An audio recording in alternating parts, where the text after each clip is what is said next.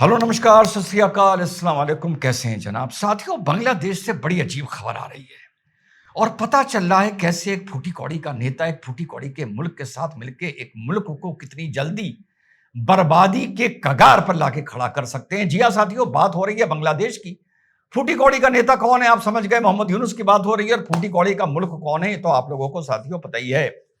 तो 5 अगस्त 2024 को शेख हसीना बांग्लादेश छोड़ के भागती हैं और कुछ सप्ताह बाद मोहम्मद यूनुस वहां पे सरकार संभाल लेता है। जमायत और आईएसआई के साथ मिलकर गंद उगलनी शुरू करता है। अभी 2 साल पूरे नहीं हुए हैं। अगस्त या सितंबर 2026 में 2 साल पूरे होंगे।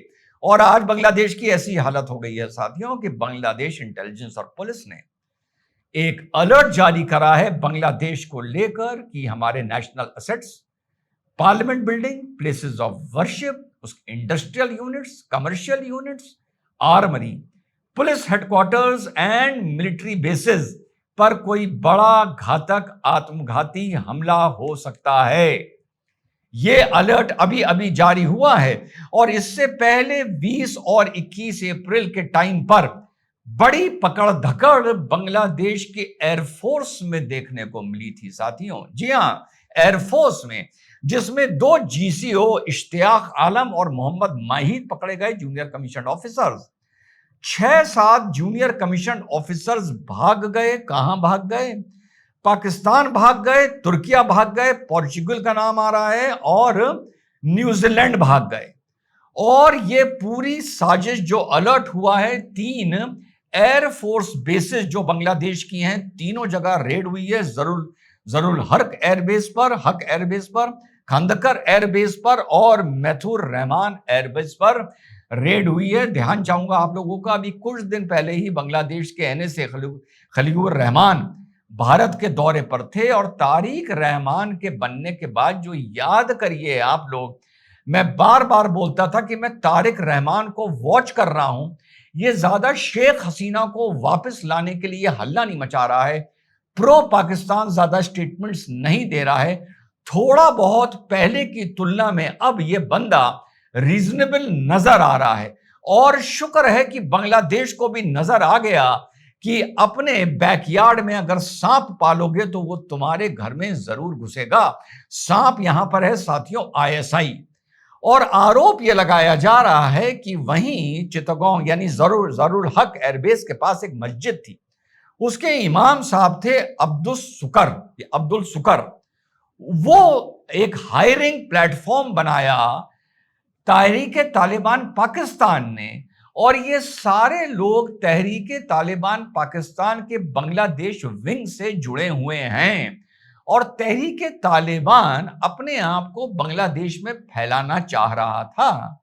जो बात तहरीके तालिबान ने साफ साफ मना कर दी है कि हमारे बांग्लादेश में ना कोई नेटवर्क है, ना कोई बेस है, ना वहां इंटरेस्टेड है, और ना ये जो पकड़ धकड़ हो रही है इससे हमारा कोई लेना देना है।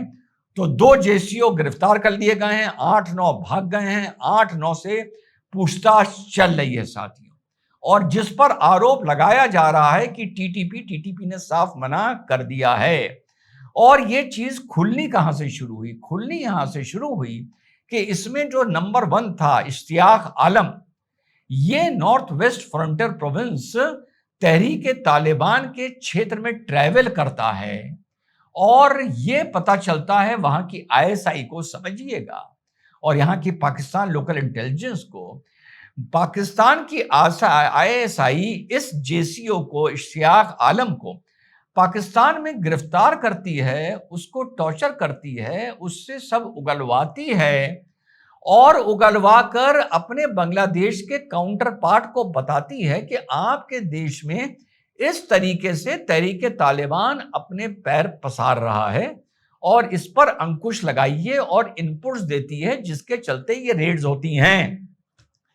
आमतौर पे जब जो भी इंटेलिजेंस से लोग जुड़े हुए हैं साथियों, या इस तरह के स्पाई ऑपरेशन से, जब आपकी इंटेलिजेंस को यह पता चलता है कि आपके अंडर कवर एजेंट्स जो हैं दूसरे मुल्क में, वो पकड़े जाने की कगार पर आ गए हैं, आपकी इंटेलिजेंस ये बताती है उनकी इंटेलिजेंस के अंदर घुसकर कि आपके अंडरकवर एजेंट्स पकड़े जा सकते हैं, मोल्स पकड़े जा सकते हैं।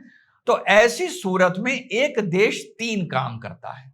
अगर पकड़ लिए जाते हैं तो डिसोन कर देता है, नहीं पकड़े गए हैं तो वापस बुलवाने की कोशिश करता है, और अगर वापस नहीं आ सकते हैं और उस देश में अपनी गंद को छुपाने के लिए उनकी इंटेलिजेंस यानी हमारी इंटेलिजेंस उन्हीं की इंटेलिजेंस को उसके बारे में बता देती है कि हमें यह जानकारी मिली है कि आपके यहां कोई इस तरह का मोल है जो आपके देश के हित के खिलाफ काम कर रहा है, हम आपके मित्र हैं, हम आपको यह जानकारी दे रहे हैं ताकि आपके गुनाहों पर मट्टी पड़ जाए, पर्दा पड़ जाए।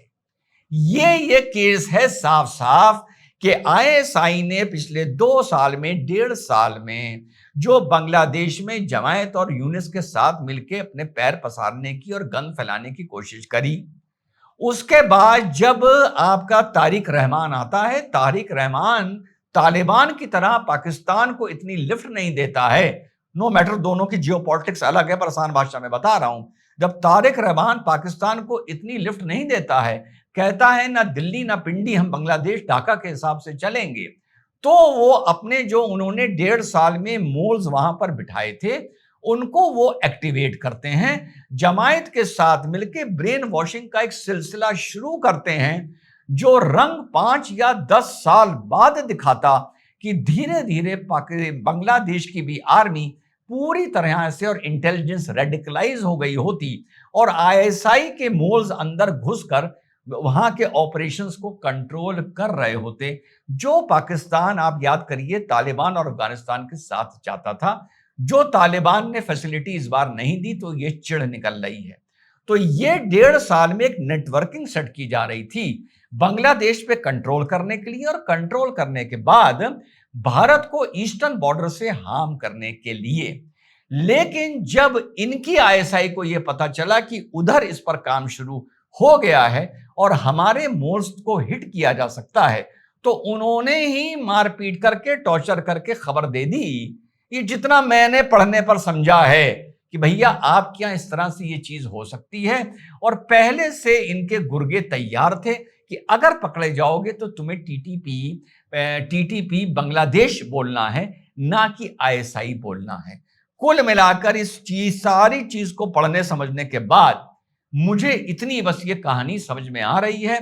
भारत के नजरिए से, जियोपॉलिटिकल नजरिए से ये बहुत खुशनुमा चीज है कि कोई ऐसी चीज भी वहां पर नहीं हुई, जान माल का नुकसान नहीं हुआ, और खलीकुर रहमान यानी एनएसए बांग्लादेश और तारिक रहमान को यह पता चल गया कि तुम अपने बैकयार्ड में अगर सांप पालोगे, अगर कट्टरवाद पालोगे, तो वो तुम्हारी ही जड़ें काटने में लग जाएगा, जैसे पाकिस्तान की जड़ काटने में टीटीपी लग गया। जय हिंद, वंदे मातरम, खुदा हाफिज।